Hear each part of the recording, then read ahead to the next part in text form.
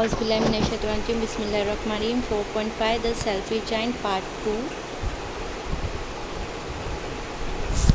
On the north, wind and the hail and the snow danced about through the trees.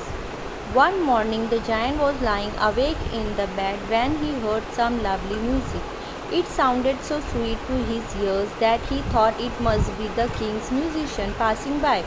It was really only a little linnet singing outside his window, but it was so long since he had heard a bird singing in his garden that it seems to be the most beautiful music in the world. Then the hail stopped dancing over his head, and the north wind ceased roaring, and a delicious perfume came into him through the open casement. I believe the spring has come at last, said the giant, and he jumped out of the bed and looked out. What did he see? He saw a most wonderful sight. Though through a little hole in the wall, the children had crept in, and they were sitting in the branches of the trees. In every tree that he could see, there was a little child, and the trees were so glad to have the children back again that had covered themselves with blossom, and they were waving their arms gently above the children's head. The birds were flying about, the twittering with delight, and the flowers were looking up through the green grass and the laughing. It was a lovely scene. Only in one corner it was still winter. It was the furthest corner of the garden, and in it was standing a little boy. He was so small that he could not reach up to the branches of the tree, and he was wandering all around it, crying bitterly. The poor tree was still covered with forest and snow, and the north wind was blowing and roaring above it. Climb up, little boy, said the tree, and it bent its branch down as low as it could. But the boy was too teeny, and the giant's heart melted as he looked out.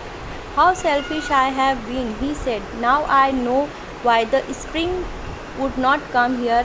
I will put that poor little boy on the top of the tree, and then I will knock down the wall, and my garden shall be the children's playground forever. He was really very sorry for that he had done. So he crept downstairs and opened the front door quite softly, and then went out into the garden. But when the children saw him, they were so frightened that they all ran away, and the garden became winter again. Only the little boy did not run from his eyes were so full of tears that he did not see his giant coming. And the giant stole up behind him and took him gently in his hand and put him up in the tree. And the tree broke at once into the blossom, and the bird came and sang on it. And the little boy stretched out his two arms and flung them around the giant's neck and kissed him. And the other children, when they saw that the giant was not with any anger, come running back, and with them came the spring.